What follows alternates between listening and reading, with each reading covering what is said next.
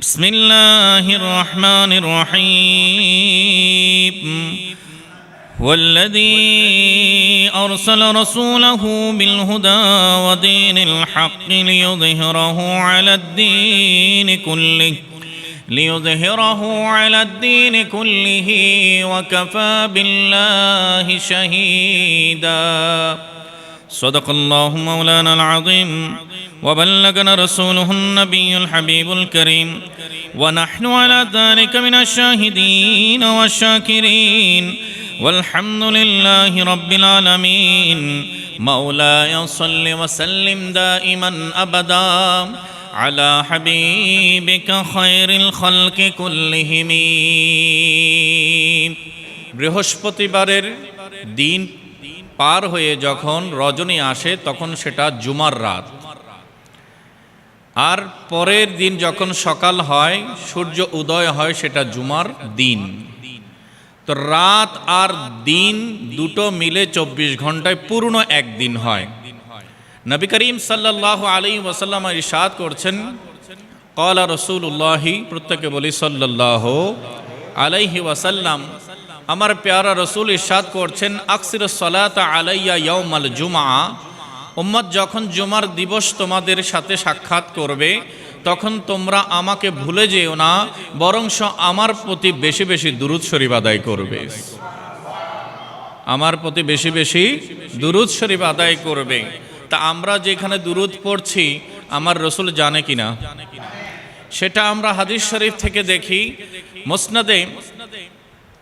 মুসন্নফে ইবনে আব্দুর রাজ্জাকের মধ্যে হাদিসে পাক সহিহ সনদে এসেছে, আল্লাহর হাবিব ইরশাদ করছেন, ইন্নাকুম তু'রাদুনা আলাইয়া বিআসমাইকুম ওয়া সীমাইকুম, নিশ্চয় উম্মত তোমরা যে যেখানেই থাকো না কেন, যখনই আমার প্রতি দুরূদ পড়ার জন্য প্রস্তুতি গ্রহণ করো তখন তোমাদের চেহারাগুলো, তোমাদের নামগুলো আমি নবীর দরবারে পেশ করা হয়। তোমরা যে যেই অঞ্চলেই থাকো না কেন আমি সবার চেহারাও চিনি, সবার নামও জানি। সবার চেহারাও চিনি, সবার নামও জানি। ফাআহসিনুস সালাতা আলাইয়া, সুতরাং যখন আমার উপরে দুরূদ পড়বে বড় আদব সহকারে পড়বে, বড় সুন্দরভাবে আদায় করবে। তাহলে আমি রসুলের এই দুরূদ প্রেরণে তোমার যে অনুভূতি, তোমার যে আদব, তোমার যে শিষ্টাচার, এটা সহ আমার নবীর দরবারে পেশ হবে। আর আমি পেয়ারা রসুল তোমাদের দুরূদ প্রেরণে বড্ড খুশি হয়ে যায়, কারণ তোমরা যখন আমার নাম মুখে নাও তখন আল্লাহ তোমাদেরকে রহমতে বেষ্টন করে নেয়। সহি মুসলিমে হাদিসে পাক আমার প্যারা রসুল ইরশাদ করেছেন যে আমার প্রতি একবার দুরূদ শরীফ পড়ে আল্লাহ তার উপরে 10 বার রহমত বর্ষণ করে। তাহলে রসুলের নাম নিলে লাভ আছে কিনা? লাভ আছে।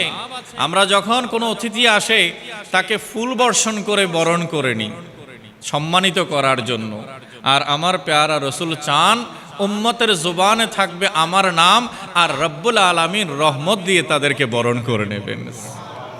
রব্বুল আলামিন আহকামুল হাকিমিন আমাদের আপনাদের সকলকে নবী মুস্তাফার শুভাগমনে খুশি হওয়ার তৌফিক দান করুক, আমিন। আমার প্যারা রসুলকে আল্লাহ পাঠিয়েছেন। রসুলকে কে পাঠিয়েছেন? আল্লাহ পাঠিয়েছেন।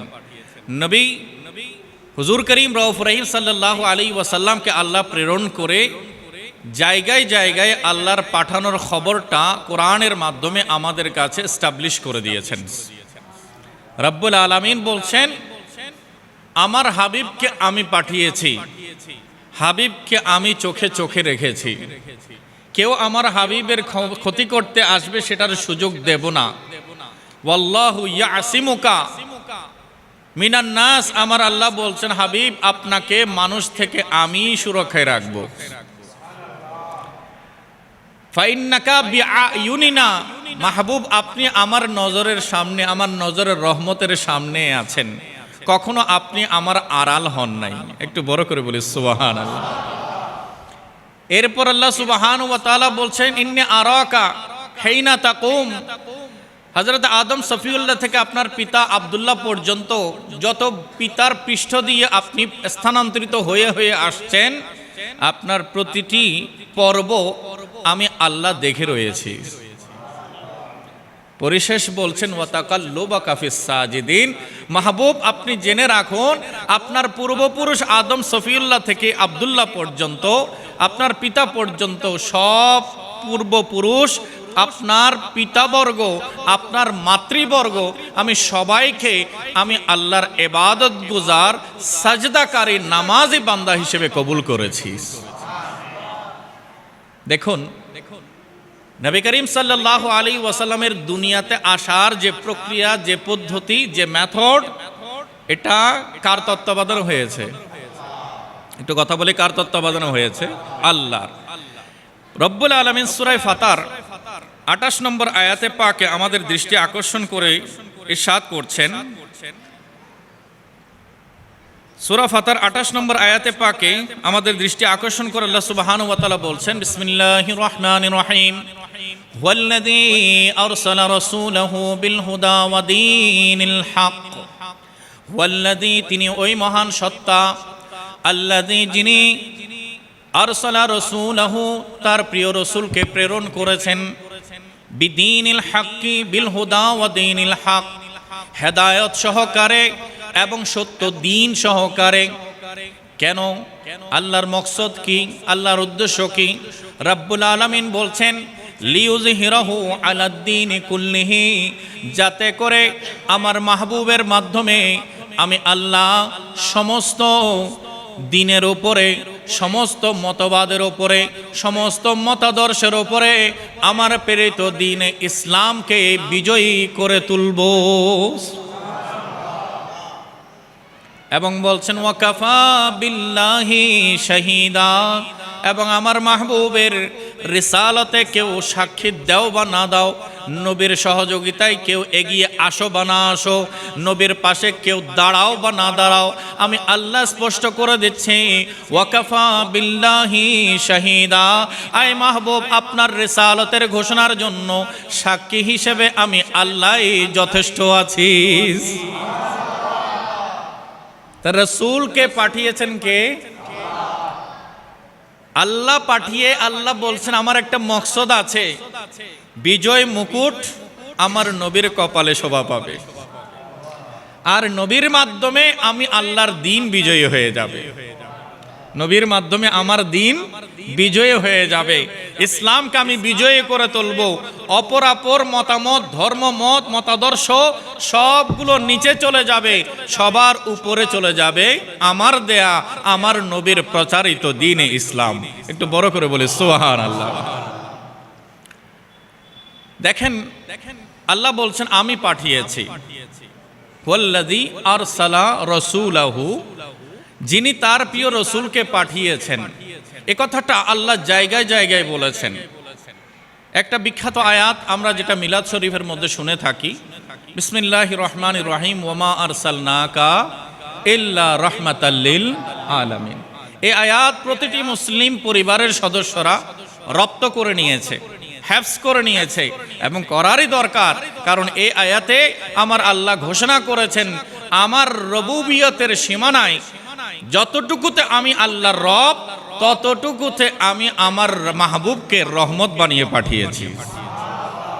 তাহলে রাহমাতুল্লিল আলামিন সম্পর্কে জানা দরকার আছে কিনা? এবার আসেন, আল্লাহ বলছেন ওয়ামা আরসালনাকা ইল্লা রাহমাতাল্লিল আলামিন, হাবিব আমি আপনাকে গোটা বিশ্ববাসীর জন্য রহমত করে প্রেরণ করেছি, রহমত করে পাঠিয়েছি। তাহলে রাসূলকে পাঠিয়েছেন কে?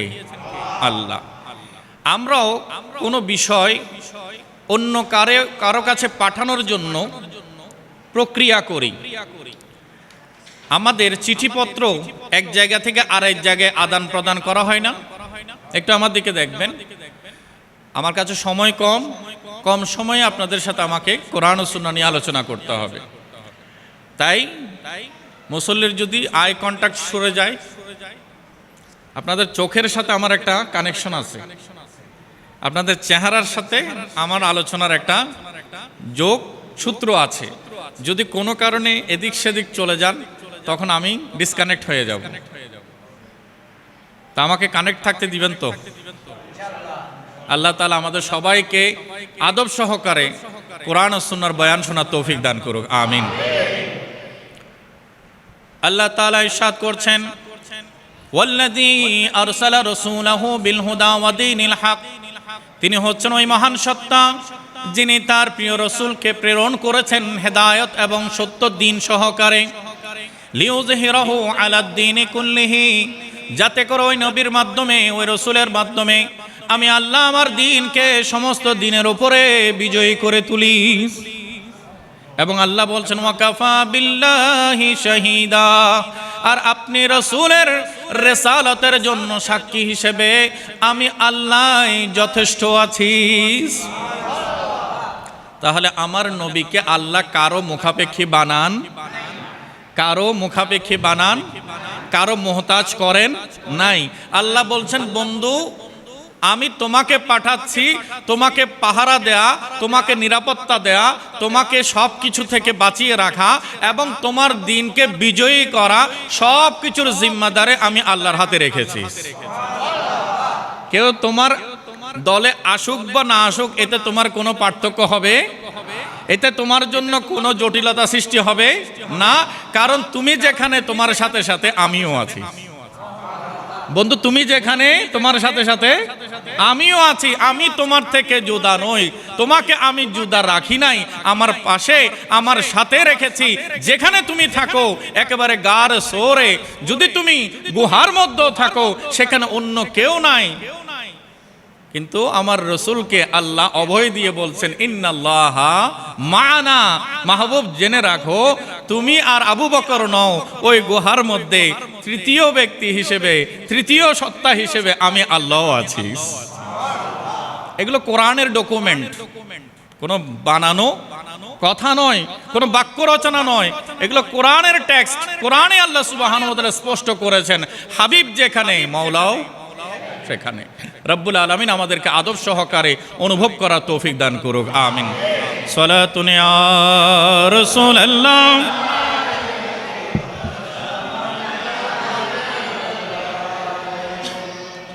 সম্মানিত হাজিরিন, আমরা যখন এক জায়গা থেকে অন্য জায়গায় কোনো কিছু পাঠাই, চিঠিপত্র যদি পৌঁছাতে চাই, ধরুন চট্টগ্রাম থেকে ঢাকায় আমি একটা চিঠি পাঠাবো, প্রথমে চিঠিটা লিখতে হয়, তারপর একটা খাম নিতে হবে, ওই খামের এক পাশে লিখতে হবে যে পাঠাচ্ছে তার ঠিকানা, প্রেরকের ঠিকানা, অপর পাশে লিখতে হবে প্রাপকের ঠিকানা, খামের ভেতরে দিতে হবে চিঠিটা।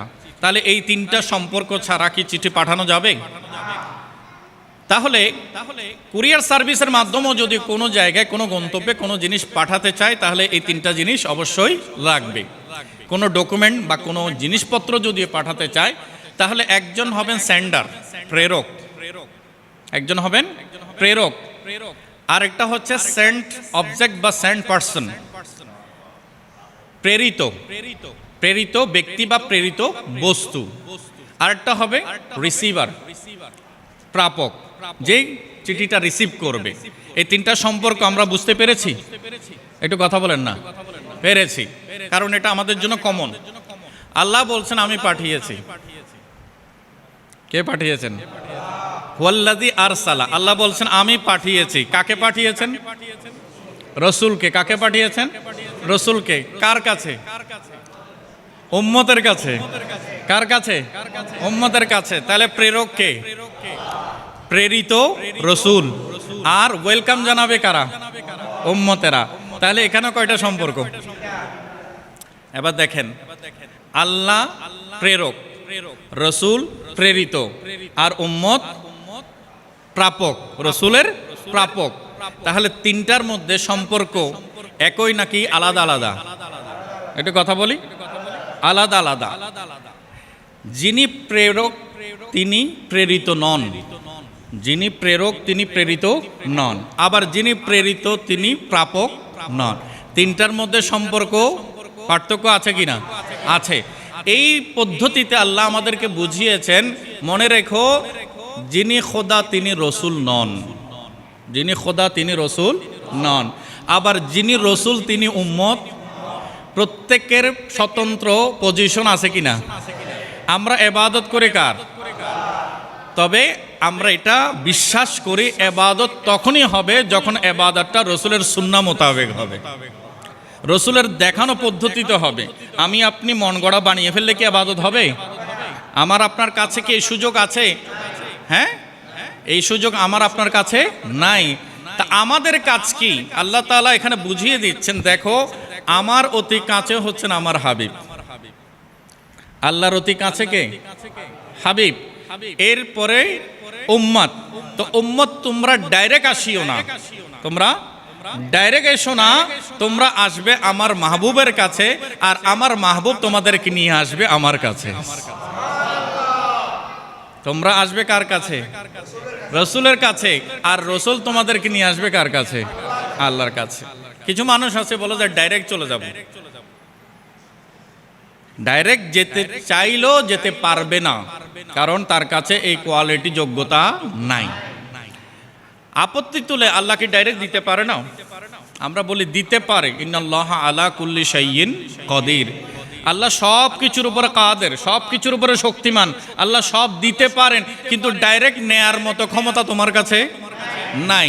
সেটা কোথায় আছে? কোরআনে আছে। আল্লাহ সুবহানাহু ওয়া তাআলা পবিত্র কালামে রহমানের মধ্যে সূরা শূরার 51 নম্বর আয়াতে পাক ইরশাদ করছেন, ওয়ামা কানা লিবাশারিন আন ইউকাল্লিমাহুল্লাহু ইল্লা ওয়াহইয়ান আও মিন ওয়ারাই হিজাবিন আও ইউরসিলা রাসূলান। আল্লাহ তাআলা ইরশাদ করছেন, ওয়ামা কানা লিবাশারিন, কোন বাশার, কোন মানুষের এই যোগ্যতা নেই, আন ইউকাল্লিমাহুল্লাহ, আল্লাহ তার সাথে কথা বলবেন। কোন মানুষের এই পজিশন নাই যে আল্লাহ তার সাথে কথা বলবেন। তো আল্লাহ কারো সাথে কথা বলবেন এমন কোন মানুষের যোগ্যতা নাই। আল্লাহ তাআলা বলছেন, হ্যাঁ আমি কথা বলি, তবে আমার কথার পদ্ধতি শোনো। আল্লাহ তাআলা বলছেন, শোনো শোনো, ওয়ামা কানা লিবাশারিন আন ইউকাল্লিমাহুল্লাহু ইল্লা ওয়াহইয়ান, আমি আল্লাহ কথা বলি ওহীর মাধ্যমে। কিসের মাধ্যমে? ওহীর মাধ্যমে। ফাওহা ইলা আবদিহি মা আওহা। সূরা নাজমের মধ্যে স্পষ্ট করে আল্লাহ মেরাজের ঘটনা বয়ান করছেন। বলছেন, আমার মাহবুব যখন আমার কাছে এসেছেন তখন আমি তার সাথে কথা বলেছি, ওহী করেছি। ফাওহা ইলা আবদিহি মা আওহা, তিনি তার প্রিয় বান্দাকে যা যা ওহী করার ছিল ওহী করে দিয়েছেন। তাহলে সরাসরি কথা বলা এটা সাধারণ বান্দার কোয়ালিটি নয়, এটা নবীর কোয়ালিটি। এটা কার কোয়ালিটি? নবীর কোয়ালিটি। আল্লাহ তাআলা বলে দিয়েছেন, এরপরে আও মিন ওয়ারাই হিজাবিন, আমি কথা বলি পর্দার আড়াল থেকে। কিসের আড়াল থেকে? পর্দার আড়াল থেকে। হযরতে মুসা কালিমুল্লাহ আলাইহিস সালাতু ওয়াস সালামের ঘটনা আপনারা বহুবার শুনেছেন, কোরআনের মধ্যে আল্লাহ বয়ান করেছেন। ওনার বৈশিষ্ট্য হচ্ছে কালিমুল্লাহ, যিনি আল্লাহর সাথে কথা বলেন, যিনি আল্লাহর সাথে কথা বলেন। তো সরাসরি নাকি পর্দার আড়ালে? তুরে সাইনার মধ্যে মুসা কালিমুল্লাহ দাঁড়ানো, সেখান থেকে আল্লাহর সাথে তিনি কথা বলেন। রব্বুল আলামিন তার কথার জবাব দেন, তাকে আল্লাহ বলেন, তিনি আল্লাহর কথা শুনতে পান। বড় করে বলি সুবহানাল্লাহ। তাহলে পর্দার আড়াল থেকেও যিনি কথা বলেন উনি সাধারণ কোনো বান্দা নন, তিনিও কি বলি? তিনিও নবী, তিনিও হচ্ছেন কি? নবী। এরপরে আল্লাহ বলছেন, আও ইউরসিলা ইলাইহি রাসূলান, অথবা আমি আল্লাহ তার কাছে একজন রসুল পাঠাই, একজন ফেরেশতা পাঠাই, ফেরেশতা পাঠিয়ে ওহী পাঠিয়ে তার সাথে আমি কথা বলি। তাহলে সাধারণ বান্দার কাছে কি ফেরেশতা আসে?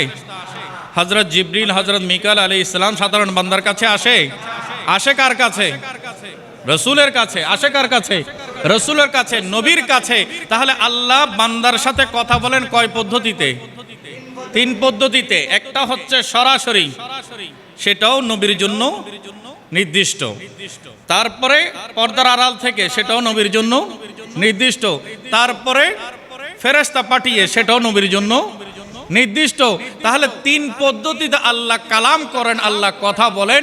এই তিন পদ্ধতিতে সাধারণ কোনো বান্দার এন্টার করার কোনো সুযোগ নাই। তা রব্বুল আলামিন স্পষ্ট করে দিয়েছেন, আমার সাথে সরাসরি তোমরা কানেক্ট হইও না। তোমাদের জন্য স্টেশন হচ্ছে আমার নবীর দরবার, তোমাদের জন্য অ্যাড্রেস হচ্ছে তোমরা আমার নবীর কাছে আসো। যে নবীর হয়ে যায় সে আমার হয়ে যায়।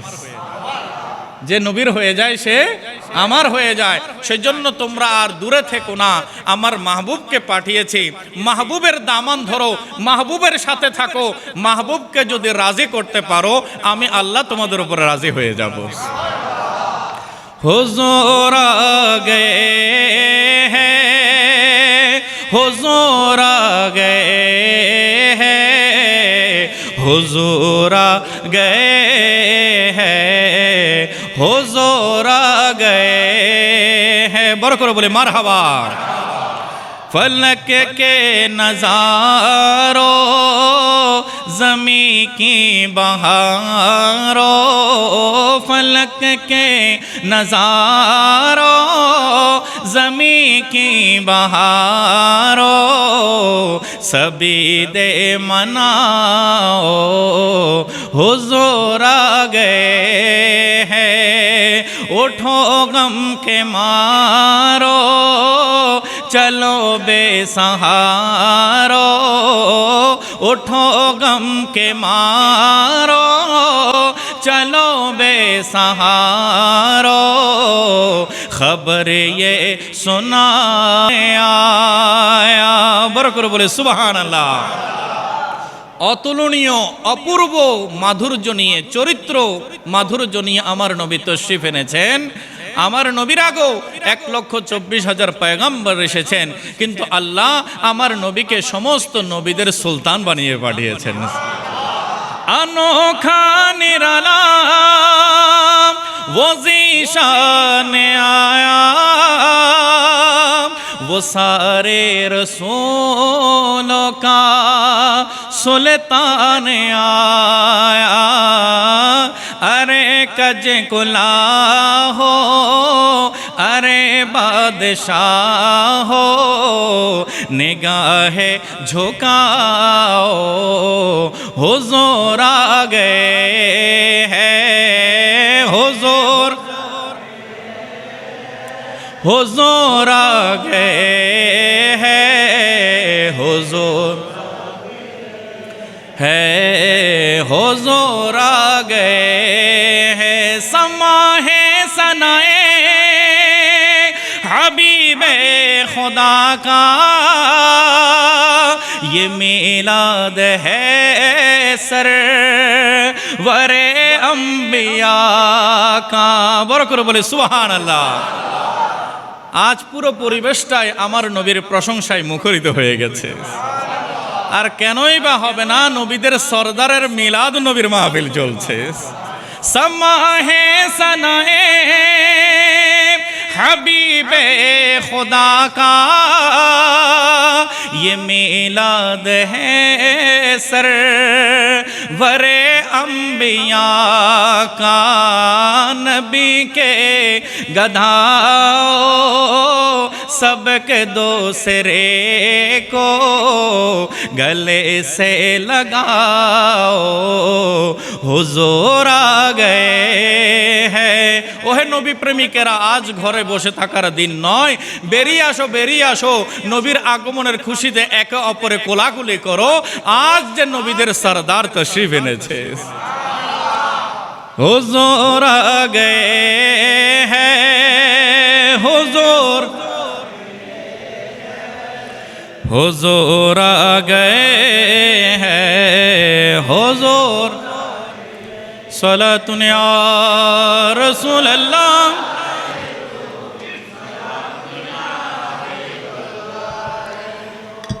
তাহলে আমাদের কাজ হচ্ছে নবীর সাথে কানেক্ট হওয়া, আর নবীর কাজ হচ্ছে উম্মতকে নিয়ে কার দরবারে পৌঁছিয়ে দেয়া? আল্লাহর দরবারে পৌঁছিয়ে দেয়া। এই সূত্রটা যেন আল্লাহ আজীবন আমাদের মনে রাখার তৌফিক দান করেন। অনেকে না বুঝে নবীর সাথে নিজেকে তুলনা করে বসে, নবীও বান্দা আমিও বান্দা, ফারাক কোথায়? এরকম বলে থাকে বা বুঝে থাকে, মনে করে থাকে, এমন কিছু কপাল পোড়া বান্দাও আছে।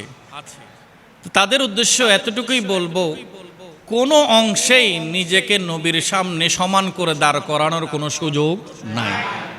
আমার নবীকে আল্লাহ বেমিসাল করে পাঠিয়েছেন। নবীর সাথে কাউকে তুলনার দাঁড় করানোর সুযোগ নাই। হ্যাঁ, আমার নবীকে আল্লাহ আব্দুনও বলেছেন, বান্দা বলে পরিচয় দিয়েছেন, আমরা সেটা অবিশ্বাস করি না, আমরা সেটা অবিশ্বাস করি না। তবে এখানে কিন্তু আছে, পার্থক্য আছে। আমি আপনি দাবি করে আল্লাহর বান্দা, কোনো সনদ আছে? আমার আপনার কাছে কোনো সার্টিফিকেট আছে? কোনো সনদ কি দেখাতে পারবো যে আমাকে আপনাকে বান্দা হিসেবে আল্লাহ কবুল করেছেন? এরকম কোনো সনদ আমি আপনি দেখাতে পারবো না।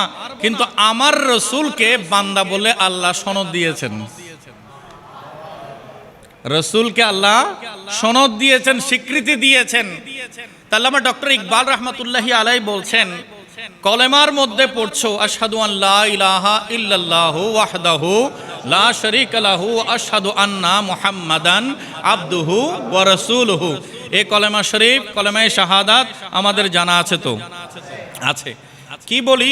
আমি সাক্ষ্য দিচ্ছি আল্লাহ ছাড়া কোনো মাবুদ নাই, তিনি একক, তার কোনো শরীক নাই। আমি এই সাক্ষ্য দিচ্ছি হযরত মুহাম্মদ মুস্তাফা সাল্লাল্লাহু আলাইহি ওয়াসাল্লাম আল্লাহর প্রিয় বান্দা ও রসুল, আল্লাহর প্রিয় বান্দা ও রসুল। এই সাক্ষ্যটা দিয়ে আমি ইসলামে, আমি মুসলমান পরিচয় দিচ্ছি। নিজেকেও বান্দা বলছি, আবার রসুলকে আব্দুহু বলে তার প্রিয় বান্দা বলছি। মিলিয়ে ফেললে কত বড় বিপদ হবে। ডক্টর ইকবাল রহমতুল্লাহি আলাই বলছেন, আব্দ দিগর আব্দুহু চিজে দিগর মা সারাপা ইন্তজারো মুনতজর। একটু বড় করে বলি সুবহানাল্লাহ। বলছেন আব্দ দিগর, বান্দা হওয়া এক বিষয়, আব্দুহু চিজে দিগর, আর তার প্রিয় বান্দা, তার মাহবুব বান্দা হওয়া আরেক বিষয়। বান্দা হওয়া এক বিষয়, আর তার প্রিয় বান্দা হওয়া আরেক বিষয়। সারা জীবন বান্দা চেয়ে থাকে আমার প্রতি রহমতের নজর হোক। আমাদের সবার আশা আছে কিনা? আল্লাহর যদি রহমতের নজর হয়ে যায়, আমার পেয়ারা রসুলের হাদিস মুসান্নাফ ইবনে আবি শাইবার মধ্যে আছে, আমার পেয়ারা, এবং সুনান ইবনে মাজাহ শরীফের মধ্যে হাদিস এসেছে, আমার পেয়ারা রসুল বলছেন, যখন রমজানের চাঁদ উদয় হয়, রমজানের চাঁদ উদয় হয়, আল্লাহ দুনিয়ায় বান্দাদের দিকে নজরের রহমত করেন। আমার পেয়ারা রসুল বলছেন, মান নাজার আল্লাহ, যার প্রতি আল্লাহর রহমতের নজর পড়েছে, লাম ইউআযিবহু আবাদা, আল্লাহ তাকে আর কখনো আযাব দেবে না। তাহলে আল্লাহর রহমতের নজরটা বড় দামি জিনিস, বড় দামি বিষয়, দামি জিনিস। আল্লাহর রহমতের নজর যদি কোনো বান্দার তাকদীরে নসিব হয়ে যায়, ওই বান্দার জন্য চিরতরে আযাব বন্ধ হয়ে যায়। তো সাধারণ বান্দার আশা, আল্লাহ তোমার রহমতের ভিখারি, আমার প্রতি একবার রহমতের নজর করো। এরকম আশা আছে কিনা? কথা বলি, আছে কিনা? শুধু আমরা সাধারণ বান্দার অন্তরে নয়, হযরত মূসা কালিমুল্লাহরও অন্তরে এই আশাটা জেগেছিল। রবের সাথে তিনি কথা বলছেন তুরে সাইনার মধ্যে, আল্লাহর সাথে কথা বলতে বলতে বলতে বলতে আল্লাহর প্রেমে পড়ে গেছেন। আরো বড় আওয়াজ বলতে হবে। আপনারা একটু জিকির করলে আমি একটু নিঃশ্বাস নেওয়ার সুযোগ পাই।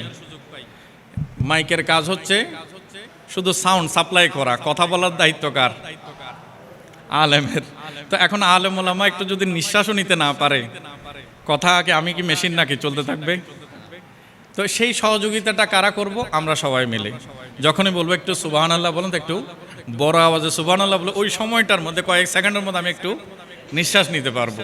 এই সহযোগিতাটা করবেন না ইনশাল্লাহ? আল্লাহ তাআলা আমাদের সবাইকে তৌফিক নসিব করুক, আমিন। হযরতে মূসা কালিমুল্লাহ আলাইহিস সালাম তুরে সাইনার মধ্যে রবের সাথে কথা বলছেন। আল্লাহর সাথে কথা বলতে বলতে হযরতে মূসা কালিমুল্লাহর অন্তরে আল্লাহর প্রতি প্রেম জন্মে গেছে। রবের দরবারে তিনি আবদার করলেন, আয় বারে তাআলা, তোমার দরবারে আমার আবেদন, তোমার কথা এত সুন্দর, তোমার কথা এত সুন্দর মালিক, জানি না তুমি দেখতে কত সুন্দর। তোমার কথা এত সুন্দর, জানি না তুমি দেখতে কত সুন্দর। রব্বি আরিনি, আয় রব তুমি আমাকে দেখা দাও, আয় রব তুমি আমাকে দেখা দাও। আল্লাহ বললেন লান তারানি, আয় মূসা তুমি আমাকে কখনো দেখবে। কার চোখে আল্লাহ দেখার পাওয়ার আছে, শক্তি আছে, আল্লাহ জানে কিনা? মূসার স্রষ্টাকে আমার আল্লাহ বললেন লান তারানি, মূসা তুমি আমাকে কখনো দেখবে না।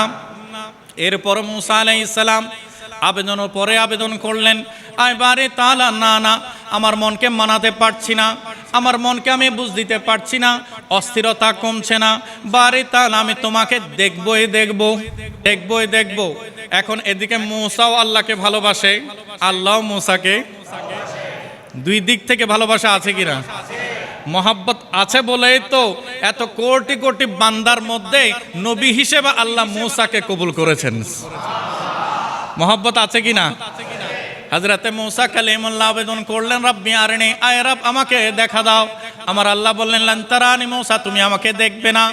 এখন সাধারণ দুনিয়ার মুআমালা যদি আমরা দেখি, মায়ের কাছে সন্তান যদি কোনো কিছু চায়, মা তাকে একবার দিল, এরপরও ঘরের মধ্যে আছে, সন্তান বারবার জোর করে, মা সন্তানের স্বাস্থ্য সুরক্ষার জন্য মিষ্টি বেশি খেতে দিচ্ছে না, কিছু জিনিস নিজের কাছে রেখে দিয়েছে।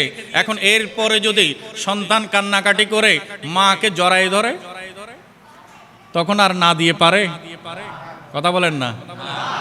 যখন ভালোবাসা সীমা অতিক্রম করে চলে যায়, তখন কি আর না থাকে? তখন সব না কি হয়ে যায়? হ্যাঁ হয়ে যায়। এখন হযরতে মূসা কালিমুল্লাহ আল্লাহর দরবারে আবেদন করছেন, না না বারে তাআলা, আমি নিজেকে শান্ত করতে পারবো না, আমার মনে তোমাকে দেখার জন্য বড় আশা জেগেছে, আমি জানি তুমি আমার দোয়া ফেরত দিবে না, অবশ্যই অবশ্যই নবীর দোয়া তোমার দরবারে কবুল হবে। আমার আল্লাহ বললেন ঠিক আছে মূসা, আগে পরীক্ষা দাও, যদি পরীক্ষার মধ্যে উত্তীর্ণ হও তাহলে আমার সাথে দেখা হবে কিনা সেটার সিদ্ধান্ত হবে। মূসা বললেন ঠিক আছে বারি তাআলা, পরীক্ষার জন্য আমি প্রস্তুত আছি। রব্বুল আলামিন কিছু ক্রাইটেরিয়া দিলেন, পদ্ধতি দিলেন, সেগুলো তিনি ফুলফিল করে আসলেন। আসার পরে আল্লাহ তাআলা বললেন আমি তোমাকে সরাসরি দেখা দেব না, আগে আমার তাজাল্লি দেব। কি দেব? তাজাল্লি দেব, আমার ঝলক দেব, আমার ফোকাস দেব। যদি ফোকাস সহ্য করতে পারো তাহলে তুমি আমাকে দেখতে পারবে। কোরআন বলছে ফালাম্মা তাজাল্লা রাব্বুহু লিল জাবাল, যখন মূসার রব আল্লাহ তাআলা পাহাড়ের উপরে তাজাল্লি দিলেন, ঝলক দিলেন, ফোকাস দিলেন, আর মূসার সাথে সাথে অস্থির, এবং কি বলছে ওয়াখাররা মূসা সাইকা, মূসা আলাইহিস সালাম বেহুশ হয়ে পাহাড় থেকে নিচে পড়ে গেলেন। তিনি স্থির থাকতে পারেন নাই এবং আল্লাহর দরবারে তিনি সারেন্ডার করলেন, হ্যাঁ হ্যাঁ আল্লাহ, তুমি যা বলেছো সত্যই বলেছো, তোমাকে দেখার মতো অতটুকু পাওয়ার আমার চোখে নাই। কিন্তু আমার প্যারা রসুল হুজুর করিম রউফ রহিম সাল্লাল্লাহু আলাইহি ওয়াসাল্লামকে আল্লাহ দুনিয়া থেকে নিয়ে গেলেন কোথায়? আরশ মুআল্লায় মেরাজ নিয়ে গেলেন, জিবরিল আমিন পেছনে রয়ে গেলেন, আমার প্যারা রসুল এগিয়ে গেলেন। আল্লাহ তাআলা বলছেন দানা ফাতাদাল্লা ফাকানা কাবা কাউসাইন, দুই ধনুক যেভাবে, দুই কামান যেভাবে পরস্পর মিলিত হয়ে যায়, আমার মাহবুব আমার এত কাছে চলে এসেছেন। এবং বলছেন কি মা জাগাল বাসারু ওয়া মা তাগা, মাহবুব যখন আমাকে দেখছিলেন তখন আমার মাহবুবের চোখের পলকও পড়ে নাই, তার দৃষ্টি নজর আমার দিক থেকেও সরে নাই।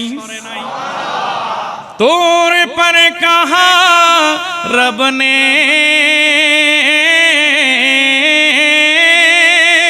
तोर पर कहा रब ने लन तरानी मूसा, लेकिन मेरे आका को रब ने अर्श पर बुलाया है, लेकिन मेरे आका को रब ने अर्श पर बुलाया है, जिसका कोई सानी नहीं वो नबी हमारा है। সবাই বলি वो नबी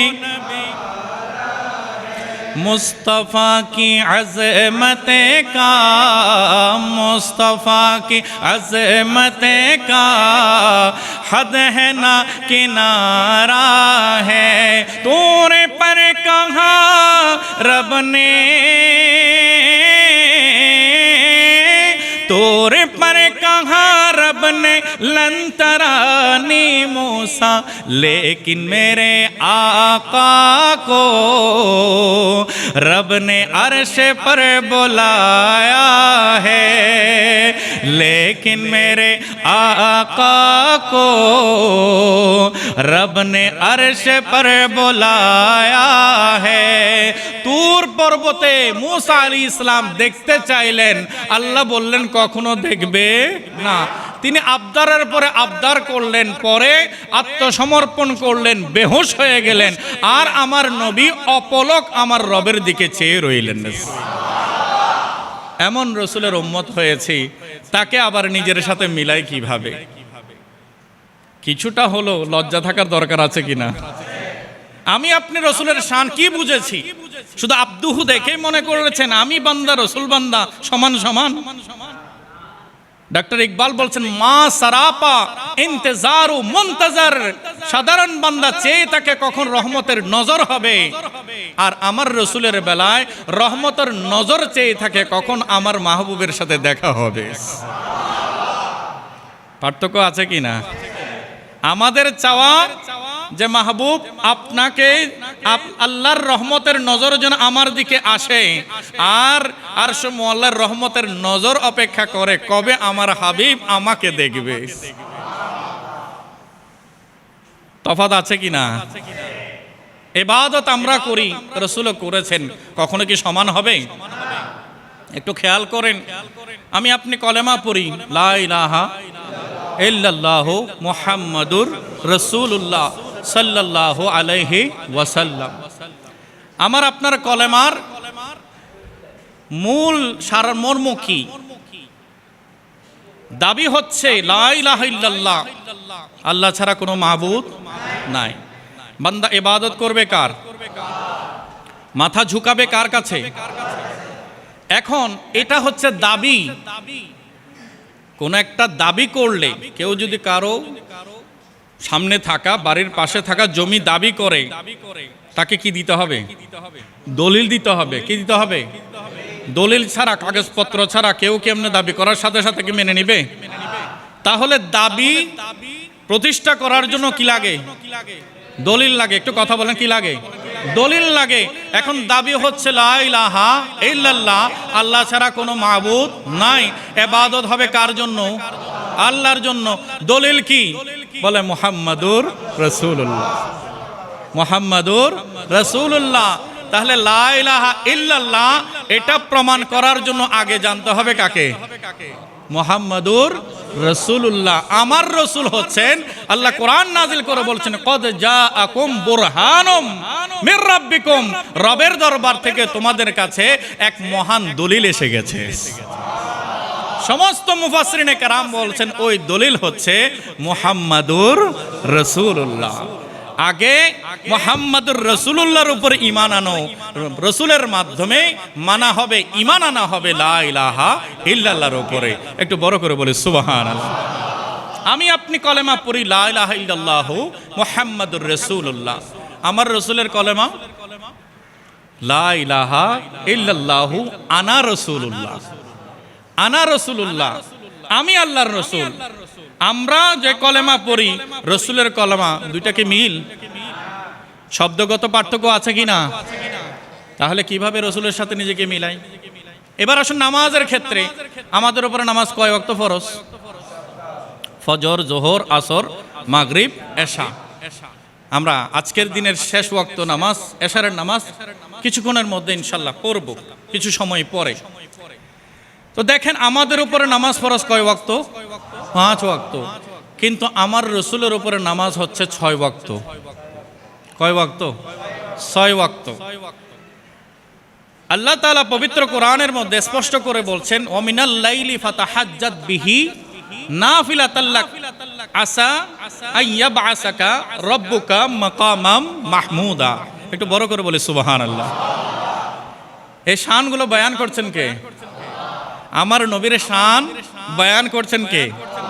আল্লাহ বলছেন হাবিব অমিনাল লাইলি ফাতাহাজ্জাত বিহি, যখন রাত গভীর হয়ে যাবে, সবাই শুয়ে পড়বে, সবাই বিছানায় আরাম করবে, হাবিব আপনি দাঁড়িয়ে যাবেন, আপনি দাঁড়িয়ে যাবেন, জেগেও উঠবেন, আমি আপনার জন্য তাহাজ্জুদের নামাজকে অতিরিক্ত ফরজ করে দিয়েছি।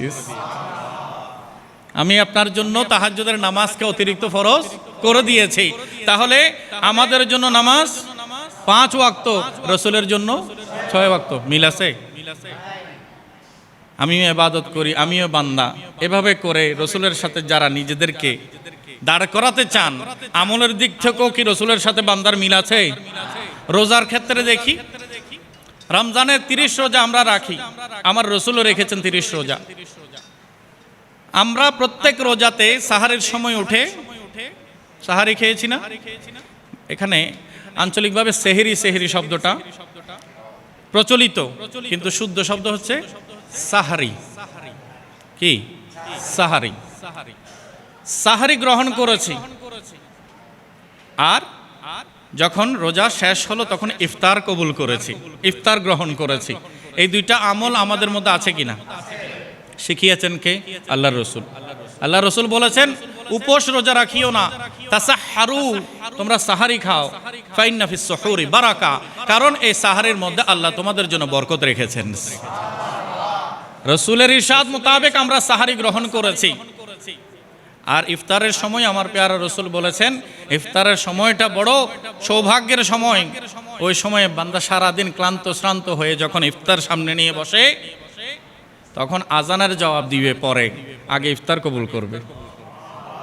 কারণ ওই সময় আল্লাহর কাছে বেশি পছন্দের হচ্ছে আমার বান্দা বিসমিল্লাহ বলে, আমার নাম বলে মাত্র আমার দেয়ার রিজিক থেকে, আমার দেয়ার রোজা ভঙ্গ করে সে ইফতার করবে, স্বাভাবিক হবে। একটু বড় করে বলুন সুবহানাল্লাহ।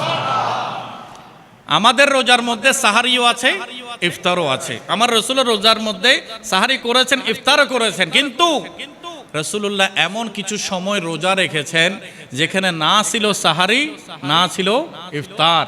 সেগুলোকে শরীয়তের পরিভাষায় বলা হয় সওমে বেসাল। সওমে বেসাল, সওমে বেসাল মানে কি? ধারাবাহিক না খেয়ে না পান করে এক কাতরা পানিও দেন নাই। আমার প্যারা রসুল রোজা রাখা শুরু করলেন, সাহাবায়ে কারাম দেখছেন আল্লাহর রসুল কোনো কিছু খাচ্ছেন না, তারাও নিয়ত করে ফেললেন রোজা রাখবো। রাখা শুরু করলেন, দুদিন যেতে না যেতে কেউ বেহুশ হয়ে যায়, কেউ বিছানায় পড়ে যায়, কেউ নামাজের অর্ধেক নামাজের মধ্যে নিচে পড়ে যায়, দুর্বল হয়ে গেছে, কারণ 2 দিন 3 দিন ধরে উপোস না খেয়ে আছে। আমার প্যারা রসুল জিজ্ঞাসা করলেন কি ব্যাপার, তোমাদের এই পরিবর্তন কেন দেখা যাচ্ছে? তখন সবাই বলে শুরু করলেন, হুজুর আপনি যে না খেয়ে লাগাতার বেসালের রোজা রাখছেন, আপনার অনুসরণে সাহাবীরা বড় ফানা, তারা আপনার প্রেমে এত বেশি বিভোর যে তারাও সওমে বেসাল রাখা শুরু করে দিয়েছেন। তখন আমার পেয়ারা রসুল একটু রাগান্বিত হয়ে গেলেন, জজবার মধ্যে এসে গেলেন, বললেন আইয়ুকুম মিসলি, তোমাদের মধ্যে এমন কে আছো যে আমার মতো? আমাকে তোমাদের কাতারে নিয়ে যাচ্ছ কিসের উপর ভিত্তি করে? আইয়ুকুম মিসলি, তোমাদের মধ্যে কে আছো আমার মতো? ইন্নী আবিতু ইনদা রাব্বি, আমি তো আমার রবের সাথে একটা স্পেশাল সময় কাটাই। আমি আমার রবের সাথে স্পেশাল সময় কাটাই। সে সময় ইউতইমুনি রাব্বি ওয়া ইয়াসকিনি, সে সময়ে আমার রব আমাকে খাওয়ায়, আমাকে পান করায়। একটু বড় করে বলতে হবে সুবহানাল্লাহ। নবীর সাথে রবের সম্পর্ক দেখুন। আমি আপনি কোনো কিছু না খেয়ে রোজা রাখতে পারবো? আমার রসুল পারেন। এই ক্ষমতা রসুলকে কে দিয়েছেন? তো আমি আপনি কি রসুলের সাথে ইবাদত নিজেকে মিলাইতে পারবো? সর্বশেষ একটা হাদিস শরীফ বলে মনে হয় আমাকে শেষ করতে হবে, সময় তো অনেক হয়ে গেল। দেখি আল্লাহ কতটুকুতে নিয়ে যায়। সহিহ মুসলিম শরীফের 772 নম্বর হাদিসে পাক, আমাদের নামাজের কোয়ালিটি আর রসুলের নামাজের কোয়ালিটি পার্থক্য আছে কিনা? আমরা তো শেষ বৈঠকে যদি তাশাহুদ শেষ হয়ে যায়, দুরূদ শরীফ শেষ হয়ে যায়, এরপরে দোয়ায়ে মাসুরা যখন শেষ হয়ে যায়, ইমাম সাহেবের এখনো শেষ হয় নাই, পেছন থেকে বসে বসে কাশাকাশি শুরু, হুজুরকে মিস কল দিচ্ছে, হুজুর আত্মে শেষ তো, আমার থেকে শেষ হয়ে গেছে, এরকম বোঝানোর জন্য কিছু কিছু আচরণ দেখা যায়। কিন্তু মনে রাখবেন, যদি এই উদ্দেশ্যে কেউ কাশি দেন, সাথে সাথে নামাজ ক্যান্সেল, নামাজ সাথে সাথে ক্যান্সেল। নামাজের মধ্যে নিজের ইচ্ছা মাফিক কোনো ধরনের আমল করার সুযোগ নাই। আপনার যদি শেষ হয়ে যায়, আপনি সেখানে দোয়া মাসুরাটা বারবার রিপিট করবেন, দোয়া মাসুরা বারবার রিপিট করবেন। আপনার যদি কি হয়ে যায়, শেষ হয়ে যায়। আরেকটা মাসালা বলে দিই, এখানে শরীয়তের একটা মাসালাও জানার দরকার আছে আমাদের। এক রাকাত আপনি পান নাই বা 2 রাকাত পান নাই, 4 রাকাত বিশিষ্ট নামাজ, ইমাম সাহেবের যে শেষ বৈঠক, ওটাকে আপনার শেষ বৈঠক, এরপরও আপনাকে যে রাকাত ছুটে গেছে ওগুলো পড়তে হবে না? পড়তে হবে। পড়তে হলে আপনি যখন ইমাম সাহেবের সাথে বৈঠকে বসবেন, তখন আপনি কি পড়বেন? যেহেতু আপনার শেষ বৈঠক নয়, তাহলে এই বৈঠকে আপনার জন্য দুরূদ শরীফ পড়তে হবে না। আপনি দোয়া মাসুরা পড়বেন না, দুরূদ শরীফ পড়বেন না। পড়বেন কি? শুধু তাশাহুদ। শুধু কি? তাশাহুদ। এখন তাশাহুদের পরে ইমাম সাহেবের দুরূদ শরীফও আছে, দোয়া মাসুরও আছে। সময় তাশাহুদের চেয়ে কম লাগবে নাকি বেশি লাগবে? বেশি লাগবে। আপনি কি তখন চুপ মেরে বসে থাকবেন? না। আপনার দায়িত্ব কি? আপনার দায়িত্ব হচ্ছে, তখন আপনি শাহাদাতাইন, আপনার পুরো তাশাহুদ কমপ্লিট হয়ে গেলে তখন আপনি আবার আশহাদু আল্লা ইলাহা ইল্লাল্লাহু ওয়া আশহাদু আন্না মুহাম্মাদান আবদুহু ওয়া রাসূলুহু, আবার পড়বেন আশহাদু আল্লা ইলাহা ইল্লাল্লাহু ওয়া আশহাদু আন্না মুহাম্মাদান আবদুহু ওয়া রাসূলুহু, আশহাদু আল্লা ইলাহা ইল্লাল্লাহু ওয়া আশহাদু আন্না মুহাম্মাদান আবদুহু ওয়া রাসূলুহু। বারবার রিপিট করতে থাকবেন যতক্ষণ না ইমাম সাহেব সালাম ফিরায়। ইমাম সাহেব সালাম ডানে ফিরিয়ে বামে যখন সালাম শুরু করবে, আপনি পড়া বন্ধ করে তাকবীর বলে দাঁড়িয়ে যাবেন। বুঝাতে পারলাম মাসালা? এটা আমাদেরকে মনে রাখতে হবে। অনেক সময় না জানার কারণে আমরা চুপ মেরে বসে থাকি। চুপ মেরে বসে থাকার কোনো সুযোগ নেই, সেখানে আমাদেরকে কি করতে হবে? রিপিট করতে হবে। এবং আলা হযরত রাহমাতুল্লাহি আলাইহি একটু বাড়িয়ে বলেছেন, বলছে যখন তুমি শাহাদাতাইন পড়ছো আর একটু আগে থেকে পড়ো, আমার রাসূলকে বারবার সালাম দাও। আসসালামু আলাইকা আইয়ুহান নাবিয়্যু ওয়া রাহমাতুল্লাহি ওয়া বারাকাতুহু, আসসালামু আলাইনা ওয়া আলা ইবাদিল্লাহিস সলিহিন, আশহাদু আল্লা ইলাহা ইল্লাল্লাহু ওয়া আশহাদু আন্না মুহাম্মাদান আবদুহু ওয়া রাসূলুহু। আবার পর আসসালামু আলাইকা আইয়ুহান নাবিয়্যু ওয়া রাহমাতুল্লাহি ওয়া বারাকাতুহু। এভাবে করে সালাম থেকে তুমি বারবার রিপিট করো, এতে করে দুরুদের সওয়াবও পাবে, কলমায়ে শাহাদাতেরও সওয়াব পাবে। আল্লাহ তাআলা আমাদেরকে আমল করার তৌফিক দান করুন। বলছিলাম, আমাদের নামাজের কোয়ালিটি আর রাসূলের নামাজের কোয়ালিটি কখনো এক নয়। আমরা চাই কত তাড়াতাড়ি নামাজ শেষ করবে। রমজানে তারাবির মধ্যে কোনো হাফেজ সাহেব যদি আস্তে আস্তে পড়ে, মসজিদের বারান্দায় রাস্তাঘাটে সমালোচনার ঝড় উঠে, বেশি স্লো। অথচ আপনারা যারা হজে গিয়েছেন বা যারা স্যাটেলাইটের মাধ্যমে হেরাম শরীফের তেলাওয়াত যারা শুনেছেন, এখানে বেশি স্পিডে পড়ে নাকি বেশি আস্তে পড়ে? কত সুন্দর লাগে, আস্তে আস্তে আস্তে আস্তে করে প্রত্যেকটা হরফ সঠিক জায়গা থেকে উচ্চারণ করে পড়া হচ্ছে, প্রত্যেকটা কোরআনের কায়দাগুলো মেনে মেনে পড়া হচ্ছে। আমাদের এখানে তো যেন যুদ্ধে আসছে, মোটামুটি একটা যুদ্ধের ময়দান। কে কার আগে শেষ করতে পারবে? হাফেজ সাহেব যেটা 5 মিনিট আগে শেষ করতে পারে তার বক্তব্য বেড়ে যায়। কি বলেন? মাফ করবেন আমাকে, আমি কোনো পার্সোনাল অ্যাটাক করছি না, সব মসজিদের একই অবস্থা। আমরা চাই ফুল স্পিডে, কিন্তু শরীয়ত বলছে না, যতক্ষণ পর্যন্ত কোরআন কি পড়ছে সেটা বোঝা যাবে না, তখন সেটা কোরআন পড়া হবে না, কোরআনকে অপমান করা হবে। কোরআনের হক আছে, কোরআনকে শুদ্ধ করে পড়তে হবে, সহি করে পড়তে হবে, প্রতিটি হরফ উচ্চারণ বোঝা যেতে হবে। এখন শুধু ইয়ালামুন আর তালামুন, ইয়ালামুন আর তালামুন, মাঝখানে কি পড়েছে কিছুই বোঝা যায় নাই। এটাতে কারো কোনো দুঃখও নাই, বলছে কোনো রকমে 20 রাকাত পরে হাজিরা দিয়ে চলে আসছি। তো এরকম হলে নামাজ হবে না। নামাজ দিল লাগিয়ে পড়তে হবে, অন্তর দিয়ে পড়তে হবে। হয়তো আস্তে আস্তে পড়লে এখন 10 মিনিট আগে শেষ হচ্ছে, তখন না হয় 15 মিনিট পরে শেষ হবে, তারপরে সবার নামাজটা সহি শুদ্ধভাবে আদায় হবে। সেই জন্য আল্লাহ তাআলা আমাদেরকে ধৈর্য নিয়ে নামাজ আদায় করার তৌফিক দান করুক, আমিন। একটা হাদিস শরীফ বলে আমি শেষ করছি। عن حذيفة قال صليت مع النبي صلى الله عليه وسلم ذات ليلة সহিহ মুসলিম শরীফের 772 নম্বর হাদিসে পাক। এই হাদিসটি নাসাইয়ের মধ্যে এসেছে। নবী করিম সাল্লাল্লাহু আলাইহি ওয়াসাল্লামের প্রিয় সাহাবী হযরতে হুযায়ফাতুল ইয়ামান রাদিয়াল্লাহু তাআলা আনহু তিনি বলছেন, قال صليت مع النبي صلى الله عليه وسلم ذات ليلة فافتتح البقرة। আমি পেয়ারা রসুলের সাথে সাক্ষাৎ করতে গেলাম এক রাতে। তখন আমি যখন নবীজির সাথে সাক্ষাৎ করতে গেলাম, দেখি আমার পেয়ারা রসুল মুসাল্লা বিছিয়েলেন, নামাজে দাঁড়িয়ে গেলেন, আল্লাহু আকবার বলে নামাজের নিয়ত করেছেন। আমার নবীজি নামাজের কি করেছেন? নিয়ত করেছেন। তখন হুযায়ফা বললেন, এখন তো সুযোগ নবীর পাশে গিয়ে মুক্তাদি হওয়ার, নবীর পাশে গিয়ে মুক্তাদি হওয়ার। আমার পেয়ারা রসুল নফল নামাজের নিয়ত করেছেন, হযরত হুযায়ফা গিয়ে নবীর পেছনে ইক্তেদা করে নামাজের মধ্যে শামিল হয়ে গেছেন। বলছেন, আমি নবীজির সাথে নামাজে শামিল হলাম। আমার পেয়ারা রসুল সূরা ফাতিহা তেলাওয়াত করলেন। সূরা ফাতিহা তেলাওয়াত করে সূরা বাকারা শুরু করলেন। সূরা বাকারা শুরু করলেন। আল্লাহর পেয়ারা মাহবুব সাল্লাল্লাহু আলাইহি ওয়াসাল্লাম নবুয়তের জবানে কত সুন্দর চমৎকার মাধুর্য কণ্ঠে কোরআন তেলাওয়াত করছেন।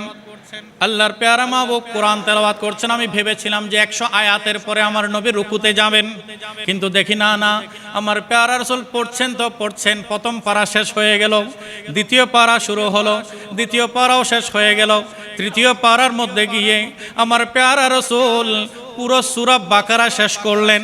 আমার মনে হলো যেন আমার পেয়ারা রসুল রুকুতে চলে যাবেন। বলে না, আমি দেখি আমার পেয়ারা রসুল সূরা আলে ইমরান শুরু করে দিয়েছেন। এখনো কয় রাকাত? এক রাকাতে আমার পেয়ারা রসুল পুরো সূরা বাকারা শেষ করলেন। সূরা বাকারা শরীফ পবিত্র কোরআনের সবচাইতে বড় সূরা। সবচাইতে কি বড় সূরা? 286 আয়াত, 286 আয়াত। এরপরে সূরা আলে ইমরান শুরু করলেন। নবী মুস্তাফা সাল্লাল্লাহু আলাইহি ওয়াসাল্লাম পড়ছেন তো পড়ছেন। যেতে যেতে আমার পেয়ারা রসুল দেখা যায় সূরা আলে ইমরানের মধ্যে থামছেন না। আমার নবী মুস্তাফা যেতে যেতে যেতে যেতে সূরা আলে ইমরানও সমাপ্ত করলেন। 200 আয়াত। সূরা আলে ইমরানে কত? 200 আয়াত। এরপরে পেয়ারা রসুল সাল্লাল্লাহু আলাইহি ওয়াসাল্লাম রুকুতে যান নাই। এদিকে হুযায়ফা বলছেন, আমি তো নিয়ত করে দাঁড়িয়ে আছি। কতক্ষণ সময়, দীর্ঘক্ষণ সময় নবীর পেছনে তিনি ইক্তেদা করে দাঁড়িয়ে আছেন। বলছেন, এরপরে আমার পেয়ারা রসুল সূরা নিসা তেলাওয়াত করা শুরু করে দিলেন। আমার পেয়ারা রসুল সাল্লাল্লাহু আলাইহি ওয়াসাল্লাম এক পৃষ্ঠার পরে এক পৃষ্ঠা পড়তে পড়তে পড়তে পড়তে সূরা নিসা শেষ করলেন। 176 আয়াত, 176 আয়াত। সূরা ফাতিহার মধ্যে ছিল 7 আয়াত, সূরা বাকারার মধ্যে 286 আয়াত, সূরা আলে ইমরানে 200 আয়াত, সূরা নিসার মধ্যে 176 আয়াত। সর্বশেষ সর্বমোট 669 আয়াত এক রাকাতে আমার নবী তেলাওয়াত করেছেন। আল্লাহু আকবার, ইয়া রাসূলুল্লাহ সাল্লাল্লাহু আলাইহি ওয়াসাল্লাম জিন্দাবাদ, জিন্দাবাদ। তাহলে দেখেন, আমি আপনি 5 মিনিট দেরি হলে বিভিন্ন সংকেত দিই। প্রথম দিন কোনো রকমে মেনে নেই, দ্বিতীয় দিন থেকে আর মানতে চাই না। হযরত হুযায়ফা বলছেন, আমার নবীর নামাজের কোয়ালিটি কি? সারা দুনিয়ার মানুষ এক হয়েও আমার নবীর তো নামাজের এক রাকাতও পড়তে পারবে না। একটু বড় করে বলেন না সুবহানাল্লাহ। কিভাবে নিজেকে নবীর সাথে মিলাও? আমি ইবাদত করি, রাসূল ইবাদত করেন, কিভাবে মিলাও? আল্লাহ আমাদেরকে অতি সহসা সতর্ক হওয়ার তৌফিক দান করুক। বলছিলাম, সাহাবী বলছেন, এরপরের হাদিস দীর্ঘ সময় বলছেন, আমার রাসূল যতক্ষণ কেরাত পড়েছেন ততক্ষণ রুকু করেছেন। চিন্তা করেন, যতক্ষণ কেরাত করেছেন ততক্ষণ রুকু করেছেন। বলে রুকু থেকে দাঁড়িয়ে যতক্ষণ রুকুতে ছিলেন ততক্ষণ দাঁড়ানো অবস্থায় ছিলেন। এরপরে আমার পেয়ারা রাসূল সাজদায় গেলেন, যতক্ষণ কাওমার মধ্যে দাঁড়িয়েছিলেন, ঠিক ততক্ষণ সময় আমার নবী সাজদার মধ্যে সুবহানা রাব্বিয়াল আলা পড়তেছিলেন। জিজ্ঞেস করিও না আমার নবীর নামাজের দীর্ঘতা কেমন, আমার নবীর নামাজের সৌন্দর্য কেমন, আমার নবীর কেরাতের লাহান শ্রুতিমধুরতা কত সুন্দর, এগুলো আমাকে জিজ্ঞাসা করো না, কারণ আমার কাছে ওই শব্দ নাই যেটা দিয়ে নবীর এই আচরণ, নবীর আদাগুলোকে আমি বয়ান করতে পারবো। পরিশেষ এতটুকুই আমাদেরকে মাথায় রাখতে হবে, আল্লাহ পর্যন্ত যদি কেউ পৌঁছতে চায়, কার মাধ্যমে যেতে হবে? রসুলের মাধ্যমে। আমরা রসুলকে আল্লাহ মনে করি না, রসুলকে আমরা খোদা মনে করি না, রসুলকে আমরা আল্লাহর বান্দা মনে করি। তবে আমাদের আকীদা বিশ্বাস হচ্ছে আমার রসুল আল্লাহ থেকে জুদা নন। আল্লাহ পর্যন্ত কেউ যদি পৌঁছতে চায়, আগে মাঝখানে রসুলের ওসিলা অবশ্যই থাকতে হবে। নবীর ওসিলা ছাড়া আল্লাহ পর্যন্ত পৌঁছার কোনো সুযোগ। मैं मानता हूँ ए अकल वालों मेरा मोहम्मद खुदा नहीं है, मैं मानता हूँ ए अकल वालों मेरा मोहम्मद खुदा नहीं है, मगर दिलों में ये नक्श कर लो वो खुदा से जुदा नहीं है। আমি এটা মানি যে আমার রসুল খোদা নয়, তবে দিলের মধ্যে এই কথাটা অঙ্কিত করে নাও, নকশা করে নাও, আমার রসুল খোদা থেকে জুদাও নয়। কেউ যদি রসুল পর্যন্ত পৌঁছে যায়, সে নিঃসন্দেহে আল্লাহ পর্যন্ত পৌঁছে গেছে। রসুলের দরবার আর আল্লাহর দরবারের মধ্যে কোনো পার্থক্য নাই, এটা সরাসরি আল্লাহ কোরআনে নিজেই বলেছেন, ওয়ালাউ আন্নাহুম ইয যালামু আনফুসাহুম জাউকা, হাবিব তারা যখন জুলুম করে নিরুপায় হয়ে হতাশ হয়ে এদিক সেদিক ছুটতে ছুটতে আপনি নবীর কাছে চলে আসবে। ফাস্তাগফিরুল্লাহ, আপনাকে সামনে রেখে আমার দরবারে ক্ষমা চাইবে। ওয়াস্তাগফারা লাহুমুর রাসূল, আপনি নবী তাদের হয়ে সুপারিশ করবেন। আমি আল্লাহ বলছেন লা ওয়াজাদুল্লাহ, অবশ্যই তারা আমি আল্লাহকে পেয়ে যাবে। যে আমার নবীর কাছে এসে গেছে সে আমার থেকে কি দূরে আছে? যে নবীর কাছে এসে গেছে সে কার কাছে এসেছে? আল্লাহর কাছে এসেছে। তো আমাদের নামাজের প্রতি আন্তরিক হতে হবে। আমার পেয়ারা রসুল রবিউল আউয়াল শরীফে ইন্তেকাল করেছেন। সেই ইন্তেকালের সময়ও নবী মুস্তাফা সাল্লাল্লাহু আলাইহি ওয়াসাল্লাম 17 ওয়াক্ত নামাজ ইমামতি করতে পারেননি। সৈয়দনা আবু বকর সিদ্দিক রাদিয়াল্লাহু তাআলা আনহুকে হুকুম করলেন, যাও তুমি গিয়ে নামাজ আদায় করো। আমার পেয়ারা রসুল বলছেন, মুরু আবা বকরিন, তোমরা আবু বকরকে হুকুম করো আমার নির্দেশ পৌঁছিয়ে দাও, সেই জন্য মানুষের নামাজের ইমামতি করে। একটু বড় করে বলুন সুবহানাল্লাহ। প্রতি ওয়াক্তের নামাজে আবু বকর সিদ্দিক আল্লাহু আকবার বলেছেন, তাকবীরে উলা দিয়েছেন। আম্মা জান আয়েশা সিদ্দিকার হুজরা মুবারকে আমার পেয়ারা রসুল জানালার কাপড় সরিয়ে আমার নবী উম্মতের নামাজের কাতারের দিকে অপলক চেয়ে আছেন এবং বলছেন, আয়েশা কুররাতু আইনি ফিস সালাহ, উম্মত যখন নামাজে দাঁড়ায় এটা দেখলে আমি রসুলের চোখ ঠান্ডা হয়ে যায়।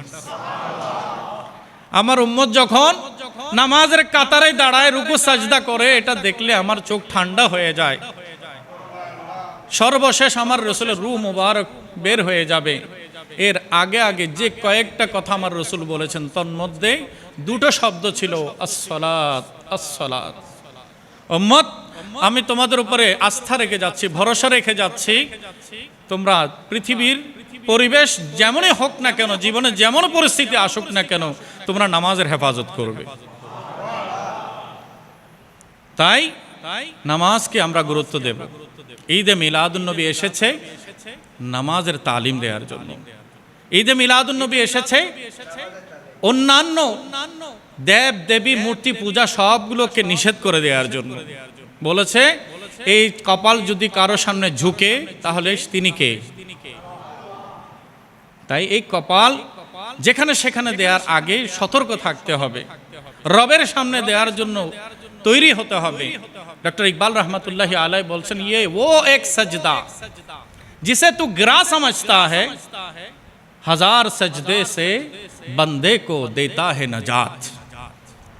এদিক সেদিক মাথা ঝুঁকানো, লজ্জিত হওয়া, অপমানিত হওয়া, মানুষের সামনে ছোট হওয়া, এগুলো থেকে যদি বাঁচতে চাও আল্লাহর দরবারে সাজদা দেওয়ার জন্য রাজি হয়ে যাও। কারো কাছে কোনো কিছু চাইতে হবে না, যেতে হবে না, দৌড়াতে হবে না। আজকে নওজওয়ান ভাইদেরকে বলছি, বিবাহ শাদীর সময়ে তাদেরকেও কিছু খারাপ প্রভাব পেয়ে বসে, মেয়ের পরিবার থেকে ডিমান্ড করে বসে, যৌতুক চেয়ে বসে। ইসলামী শরিয়া বলেছে মেয়েকে সম্মান দেওয়ার জন্য, মেয়েকে দিয়ে আনার জন্য বলেছে বৈরাতির দিকে নয়, তোমরা ওলিমার দিকে আসো।